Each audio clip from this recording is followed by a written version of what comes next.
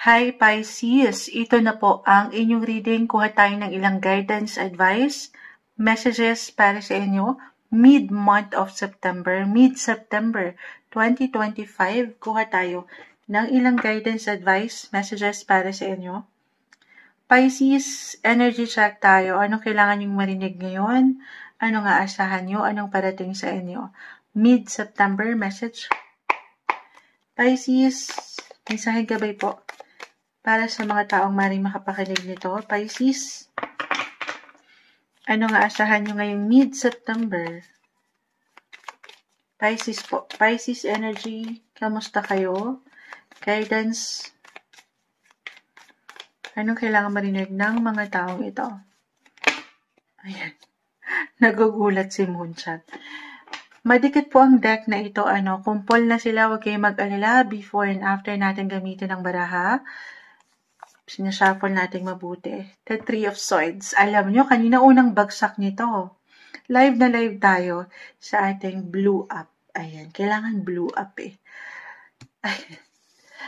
Unang bumagsak to kanina, sino nakapakinig sa mga Capricorn? Capricorn ba?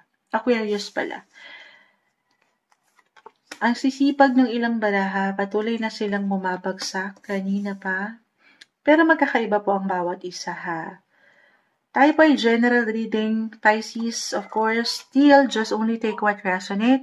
Kahit pare-pareho kayo ng sign, magkakaiba ang bawat isa. Mag-add na lang tayo.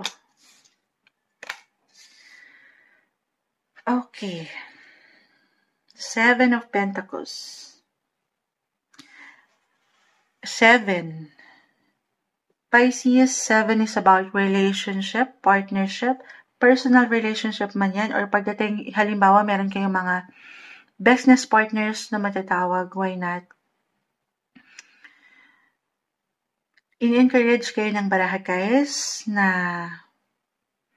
pagnilay-nilayan ang inyong mga buhay relasyon sa sektor na ito na aking na-mention. Okay, do some reflection. Puro reflection yung nakikita ko guys. Dalawa lang yan ha. It's either meron ang kailangan mag-let go or meron kailangang mag-heal. Meron pang chance ako nakikita. Pero depende po ito. Just because, sabi kasi ni Moonchild, okay pa, may chance pa. Pangahawakan ko pa ito. Depende to guys. You have to listen sa inyong situation, sa inyong nararamdaman. Maging klaro kayo kung ano yung ganap ngayon. I mean, yung awareness, yung judgment nyo sa situation, kailangan may liwanag dyan at pawang katotohanan lang. Be truthful sa situation na kinakaharap nyo. Again, dalawa lang ito, between moving on or letting go. The Nine of Wands kasi, Three of Swords, may hugot. Yung iba kasi ay kumakapit, nangangapit. Ano daw? May ganun ba? Guys, patawarin niyo si Moonchild. Alam ko kayo mga Pisces ay mahaba ang PC. Usually late, huli ko kayong kinakaharap talaga. Paubos na yung boses ni Moonchild. Paubos na. Pero, ito yung magandang pagkakataon. Mid-September. Actually guys, alam nyo, maalala ko, Pisces na tayo. Meron tayong darating na solar eclipse this end of the month by September 22. Gagawa tayo, susubukan ko pong gumawa ng separate card readings pagdating dyan. It will highlighted your 7th house of relationship. Solar eclipse ang meaning niyan, may mga bago, new beginnings, new opportunity, Ace of Pentacles, Page of Cups, all are in reverse. Alam nyo guys ito, naninimbang ako sa barahan nyo kasi depende ito sa situation nyo. Connected ito sa past for some of you. Pero yung iba naman, tayo ay general reading, new beginnings po ang aking nakikita. Na hindi mabuksan-buksan kasi yung iba ay nakahang, naghihintay sa kawalan. Okay? Stock up pa sa past ang ilan, guys. At dito may tendency na meron kayong nami-miss na oportunidad. Yes po. Naka-reverse ang ilang situation doon sa opportunity na aking nakikita. So, sa part na ito, of course, sabi ko nga, maging totoo kayo sa situation nyo. Kayo po ang higit na makapag-decide. Do some reflection, some life review. Nagbabalance pa ba? May give and take pa ba? Damaw nyo pa ba? Okay, ang bawat isa, especially na nasa couples in a relationship or attached, at in a way parang may conflict, may tension. Ayan, dalawa lang kasi itong nakikita ko sa inyo. It's either sasabay sa bagong simula together or totally wala na munchal eh.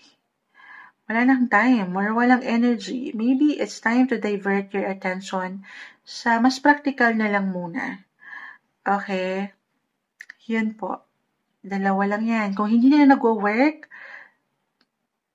maybe kailangan i-priority mo naman yung ikaw. Long-term plans pagdating sa mga, why not? Work, travel, akong nakikita dito umaangat. Okay, sa part na yan guys, ni-encourage kayo ng baraha na magnilay-nilay. Kayo po ang higit na makapagpapasya. Okay? Ganun din ha, kung kayo mga single, di ako makarelate mo siya. Kung meron kayong matatawag na business partners, partnership, sa negosyo halimbawa, kung hindi na kayo nagsasabay, hindi kayo okay, do some life review. Connect, communicate, maging klaro na kayo at maging totoo kayo sa kung ano yung tinatakbo ng relasyon or negosyo. Okay, yun naman yun. Kasi nakakakita tayo ng ilang blockages. Hindi napapaangat yung magagandang opportunity sana, pwede pang ihain sa inyo ng universe.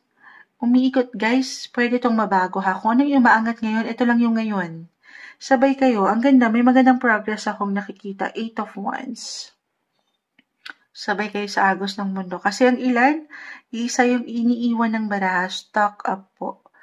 Or yun nga, yung ilang blockages na parang hindi makausad. So, tulungan lang din ang sarili, physically, mentally, emotionally, do some healing, priority nyo rin yung kayo. Once and for all, I feel na kailangan yung mag-decide na dito. Or kung hindi kayo makapag-decide, baka ang universe na ang mag-decide para sa inyo. Yes po, merong chance na ganun. Para mas, ayan, shake-shake na kayo ng universe na, oy, gising. Parang, hoy, gising. Hindi. Meron ako nakikitang healing eh. Okay? Or nasa proseso kayo niyan. Pagdadaanan nyo yan. At iba-iba tayo dyan ng paraan. Hindi nyo rin naman kailangan madaliin. Sabi kasi ni Moonshot, agad-agad na to. Hindi naman. Changes. Okay, sabay lang, unti-unti. Take it easy pa rin. Don't be too hard sa inyong mga sarili. Meron kayong kanya-kanyang hugot. Iba-iba tayo dyan ng atake. Kung hindi to something agad-agad, hindi nyo kailangang madaliin. Okay? Ayan yung umaangat. Alam ko, hindi madali pero magplano na rin kayo ha. Plano sa mas practical sa inyong mga buhay relasyon, buhay-buhay life in general.